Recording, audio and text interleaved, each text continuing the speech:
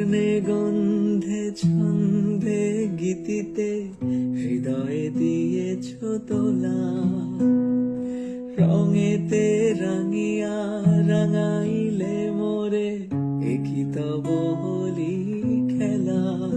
Happy Holi. এবছর হোলি তোমরা কেমন করে কাটিয়েছো?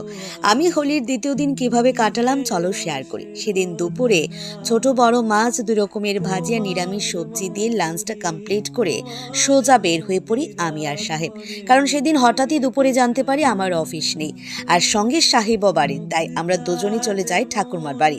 গিয়ে প্রথমে ঠাকুরমাকে হোলিটা মাখিয়ে নিই আর সঙ্গে কাকা, কারণ ওই বাড়িতে কাকিমুনি আর প্রিন্স বাড়িতে নেই, কারণ তারা গেছে নেপালে চিকিৎসার জন্য।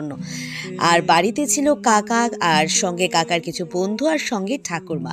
তাদেরকে হোলি মাখিয়ে সাহেব যেহেতু আর হোলি খেলেনি আমার সঙ্গে, তাই সাহেবও আমাকে একটু হোলি মাখিয়ে দিল। এবার হোলিটা খেলার পর সঙ্গে নিয়ে আসলো কাকা কিছু টাকা, তারা টাকা দিল। আমি তো প্রথম না না বলছিলাম, তারপর টাকা পেলে ভাই কে না করে বল দেখি। যাই হোক, টাকাটা হাতে নিয়ে তাদের সঙ্গে ছবি তুলে ভিডিও নিয়ে সোজা সেই বাড়ি থেকে বের হয়ে পড়ি। সেখানে কাকা ছিল, কাকার বন্ধুরার সঙ্গে ঠাকুরমা আর আমি সাহেব। এবার আমি সাহেব কোথায় কোথায় যাই আর কিভাবে হোলিটা এনজয় করেছি হোলির দিনটা, তোমরা কিন্তু যদি সম্পূর্ণ ব্লগটা দেখো তাহলে বুঝতে পারবে। তাহলে থাকো আমার সঙ্গে গোটা ব্লগটা দেখার জন্য। অঞ্জলি তোমায় রচিয়া ভরেছি আমার বাউল গানের ঝুলি। তারপর ঠাকুরমার বাড়ি থেকে সোজা আমরা চলে যাই আমার আরও এক কাকার বাড়িতে। তারপর সাহেব গিয়ে প্রথমে কাকাকে আর পূজাকে রংটা মাখিয়ে নিল। এবার পূজা আমাকে ডেকে আনলো, এবার আমি ওকে মাখালাম আর ও আমাকে দিল। আমি না ছোটবেলা থেকে রং খেলতে ভীষণ পছন্দ করি, তেমন না যে রং মাখবো না দেবো না, এমন কিছুই না। আমি রং খেলতে বরাবরই পছন্দ করি, তবে এখন গত কয়েক বছর ধরে ঠিক সময় মতো রংটা খেলা হয় না। যাই হোক, এই বছর কিন্তু দ্বিতীয় দিন রং খেলাটা আমরা প্রায় শুরুই করে দিয়েছি। তবে প্রথম দিন কিভাবে রং খেলেছি সেটারও কিন্তু ভ্লগ আসবে, তবে তারপরের ভ্লগটাই আসবে। তোমরা কিন্তু তা যদি দেখতে থাকো তাহলে অবশ্যই কমেন্টসে জানিও। কথা বলতে বলতে সোজা চলে যাই বর্ধাবের বাড়িতে। গিয়ে দেখি বর্ধাবের বাড়িতে বৌমনি বাড়িতে নেই। তারপর মামার ঘরে প্রথমে দাদুকে দিয়ে দিল সাহেব রং, আর বৌমনি কোথায় আছে আর বৌমনিকে রং কিভাবে মাগালাম সেটাও কিন্তু ভ্লগের শেষে আছে, দেখতে থেকো। এইবার শুরু হয়েছে আমাদের আসল রং খেলা। ঠাকুরমার বাড়ি কাকার বাড়ি তো খুব সুন্দর খেললাম, তবে এখানে আসার পর মানে শিবম ওর ভাইকে মানে সাহেবকে দেখো কিভাবে রং মাখালো। আমাকে তো সুন্দর করেই মাখিয়েছে, আর সাহেবকে একদম ভূত। এইবার দেখো তো ওই মহিলাকে চিনতে পারছো কিনা, এটা হচ্ছে আমার দিদুন। দিদুন স্নান টান করে ফ্রেশ হয়ে একদম ছিল, আর আমরা গিয়ে সম্পূর্ণ ভূত বানিয়ে দিয়েছি। আচ্ছা, আমরা সেটা দেখে হাসতে হাসতে অবস্থা খারাপ। যাই হোক, আমার দিদুনকে তোমরা একটু ইগনোর করো। আমার দিদুন কিন্তু আমি ভীষণ মিষ্টি, কিন্তু রং মাখার পর সম্পূর্ণই ভূত হয়ে গেছে। যাই হোক, শুধু দিদুন কেন, আমি ভূত হয়েছি, শিবম ভূত হয়েছে আর সাহেবও ভূত হয়েছে। তারপর সেখানে বেশ দুর্দান্ত করে রং মাখিয়েছি আর খেলেছি আর এনজয় তো করেছি। তোমরা কিন্তু দেখতে থাকো।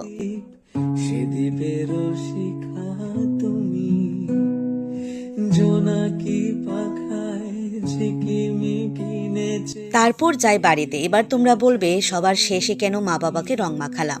প্রথম দিন যেদিন রং ছিল সেদিন রংটা নাকি ভালো ছিল না, আর আমার রং খেলারও সময় ছিল না।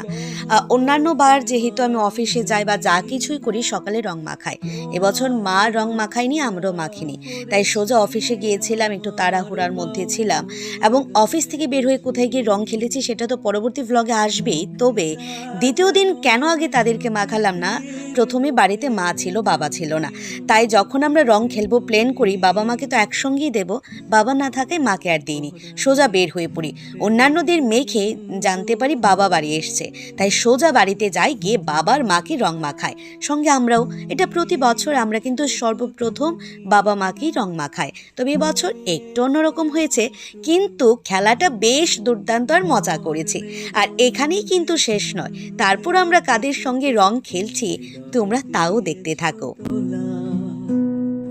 রঙেতে রাঙিয়া রাঙাইলে মোরে একই তব হোলি খেলা, তুমি যে ফাগুন তারপর আর কি, যেহেতু বর্দাবাইয়ের বাড়ি থেকে বৌমনিকে পাইনি আর দিব্যকে বিশেষ করে পাইনি, তাই সোজা চলে যায় দিব্যর দিদুনের বাড়ি। কারণ দিব্যর দিদুনের বাড়িও আমাদের বাড়ির অনেকটা আশেপাশে, তাই সেখানে গিয়ে বৌমনিকে ডাকি আর বৌমনির সঙ্গে রং খেলি। তবে মনটা খারাপ ছিল, দিব্য ঘুমিয়েছিল বাচ্চা, তাই ওকে আর ডাক করিনি। তারপর মাসিমণি মানে আমার বৌমনির মার সঙ্গে খেলি, আর মেসোমশাইয়ের শরীরটা ভালো না, তাই আর খেলতে পারি। সর্বশেষ আমরা রং খেলবো আর মিষ্টি খাবো না, তা কি করে হয় বলো দেখি। তাই আমি আর ভাই চলে গিয়েছিলাম ওই যে কাকা টাকাটা দিয়েছিল সেটা নিয়ে সোজা মিষ্টির দোকানে। মিষ্টি, পরাঠা আর সঙ্গে কিছু কোল্ড ড্রিঙ্কস নিয়ে এসেছিলাম।